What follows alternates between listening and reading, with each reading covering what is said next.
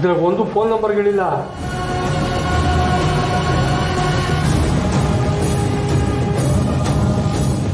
ನನ್ನೇನು ಬಕ್ರ ಅಂದ್ಕೊಂಡಿದ್ದೀರಾ? ಹುಡುಕಿದ ತಕ್ಷಣ ನಂಬರ್ ಸಿಗೋಕ್ಕೆ.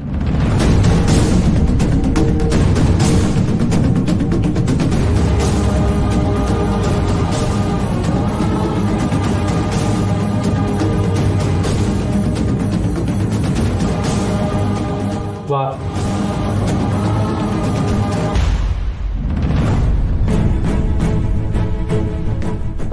ನನ್ನ ಮಗನೇ, ನೀನು ಸಿಂಗಾರಮ್ಮ ಇಬ್ರು ಸೇರ್ಕೊಂಡು ಬಂಗಾರಮ್ಮಗೆ ಇಷ್ಟ ತೊಂದರೆ ಕೊಟ್ಟಿದ್ದೀರಾ?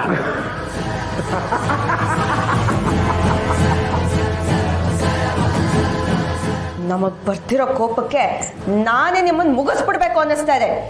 ಇನ್ನು ಕಂಠಿ ಸಾಹೇಬ್ರಿಗೆ ಹಾಗ ಅನ್ಸೋದ್ರಲ್ಲಿ ತಪ್ಪೇನಿಲ್ಲ. ನೋಡು ಕಲಿ, ನೀನು ನಿಮ್ಮವ್ವ ಮಾಡ್ರೆ ತೆಪ್ಕೆ ನಾವು ಯೋನೇ ಶಿಕ್ಷೆ ಕೊಟ್ಟರು ಅದು ಕಡಿಮೆನಯ್ಯ. ನನ್ನ ತಂಗಿ ಪಿರಾಣ ತೆಗ್ದಿದ್ದೀರಾ ನೀವು.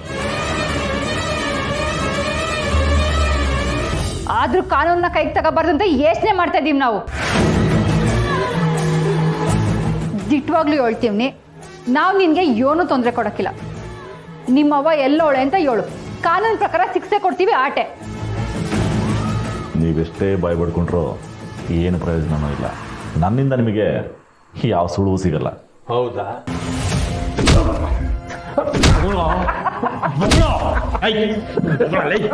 ಅಲ್ಲಪ್ಪ, ಏನೇ ಮಾಡಿದ್ರು ಇವನ್ ಬಾಯ್ ಬಿಡಲ್ಲ ಅನ್ಸುತ್ತೆ.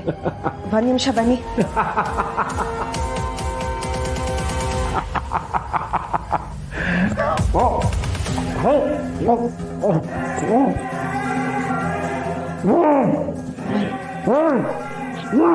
ಅಕ್ಕ,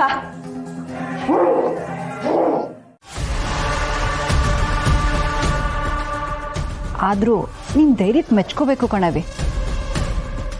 ಒಳ್ಳೇದೇ ಆಯ್ತು ಬಿಡವ. ಹಳಿಯೊಂದ್ರ ಕೈಗೆ ಸಿಕ್ಕಿದ್ದಿದ್ರೆ ದೊಡ್ಡ ಅನಾಹುತನೇ ಆಗೋಗಿರೋದು.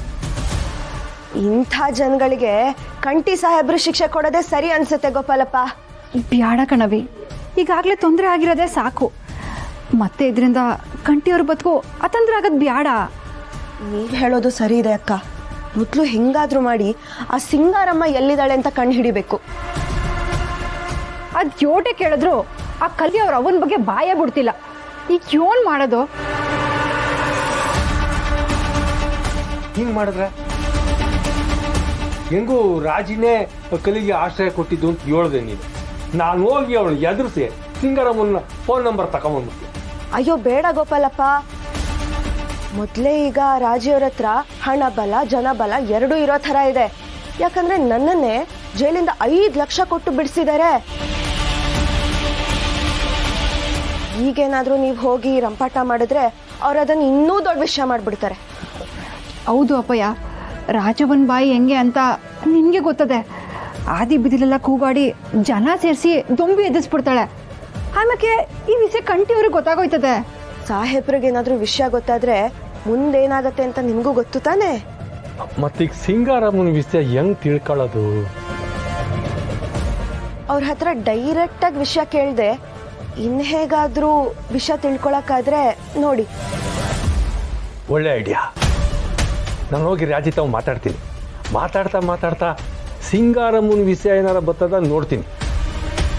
ಹಾಂ, ಆದರೆ ನೀವಿಬ್ರು ಹುಷಾರು. ಎಲ್ಲರೂ ಹೋಗ್ಬೇಕು ಅಂದರೆ ಅವ್ನ ಕೈ ಕಾಲು ಕಟ್ಟಿರೋ ಸರಿಗೈತೆ ನೋಡಿ, ಬಾಯಿಗೆ ಬಟ್ಟೆ ತುರ್ಕಿ ಬಾಗಿಲು ಹಾಕ್ಕೊಂಡು ಹೋಗಿ. ಹಾಂ ಸರಿ ಅಪ್ಪಯ್ಯ, ಹುಷಾರು. ನಾವು ಹೋಗಿ ಬರ್ತೀನಿ.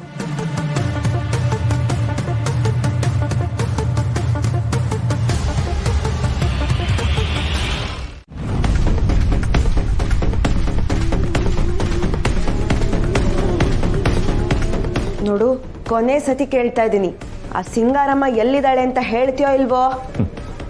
ನೀವು ಉಲ್ಟಾ ನಿಂತ್ಕೊಂಡು ಪಲ್ಟಿ ಹೊಡೆದ್ರು ನಾನು ಹೇಳಲ್ಲ. ನೋಡು ಕಲಿ, ನಾವು ಕೇಳ್ತಾ ಇರೋದು ನಿನ್ನ ಒಳ್ಳೇದಕ್ಕೆ. ಸುಮ್ಕೆ ನಿಮ್ಮವ್ವ ಎಲ್ಲ ಒಳ್ಳೆ ಅಂತ ಹೇಳ್ಬಿಡು. ನಿಮ್ಮವ್ವ ಕಂಠಿಯವ್ರ ಕೈಗೆ ಸಿಗದೆ ಇರೋ ಥರ ನಾವು ನೋಡ್ಕೋತೀವಿ.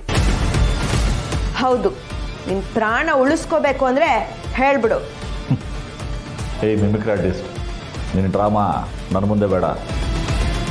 ಕಲಿ, ಸುಮ್ಕೆ ದಿಮಾಗ್ ತೋರಿಸಿ ನಿನ್ನ ಜೀವನನ ನೀನೇ ಹಾಳು ಮಾಡ್ಕೋಬೇಡ. ನೀನು ನಂಬ್ತಾವಿದ್ರೆ ನಿನ್ನ ಪಿರಾಣ ಉಳಿತೈತೆ. ಅದೇ ಕಂಟಿಯವ್ರ ಕೈಗೆ ಸಿಕ್ಕಿದ್ರೆ ನಿನ್ನ ಜೀವನನೇ ಹಾಳಾಗೋಯ್ತದೆ.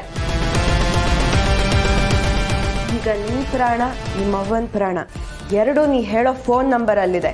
ನಿಮ್ಮ ಕಿವಿಯೇನು ಕೆಪ್ಪ, ಹಳೆ ಟೇಪ್ ರಿಕಾರ್ಡ್ ಥರ ಕೇಳಿದ್ನೇ ಕೇಳ್ತಾ ಇದ್ದೀರಾ? ಅಕ್ಕ, ಇವನಿಗೆ ಒಳ್ಳೆ ಮಾತಲ್ಲಿ ಹೇಳಿದ್ರೆ ತಲೆಗೆ ಹೋಗಲ್ಲ ಅನ್ಸುತ್ತೆ. ಇರಿ, ನಾನು ಕಂಟಿ ಸಾಹೇಬ್ರಿಗೆ ಫೋನ್ ಮಾಡಿ ಇವನಿಲ್ಲಿರೋ ವಿಷಯ ಹೇಳ್ತೀನಿ. ಅಯ್ಯೋ ಬ್ಯಾಡ ಕಣವಿ, ಕಂಟಿಯವ್ರಿಗೆ ಏನನ್ನ ಗೊತ್ತಾದ್ರೆ ಇವನ್ನ ಕೊಂದೇ ಬಿಡ್ತಾರೆ. ಅಕ್ಕ, ಜೀವ ಉಳಿಸ್ಕೊಳ್ಳೋ ಆಸೆ ಅವನಿಗೆ ಇಲ್ಲ. ನೀವು ಯಾಕೆ ಚಿಂತೆ ಮಾಡ್ತೀರಾ? ನಾ ಫೋನ್ ಮಾಡ್ತೀನಿ ರೀ. ಏಯ್ ಬೇಡ, ಗಂಟೆಗೆ ಮಾತ್ರ ಫೋನ್ ಮಾಡಬೇಡ ಪ್ಲೀಸ್, ದಯವಿಟ್ಟು ಬೇಡ.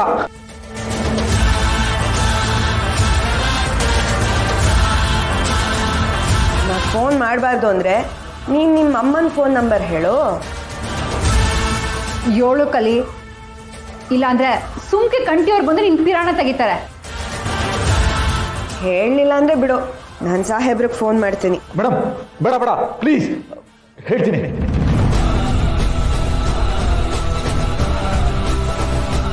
ಹೇಳ್ತೀನಿ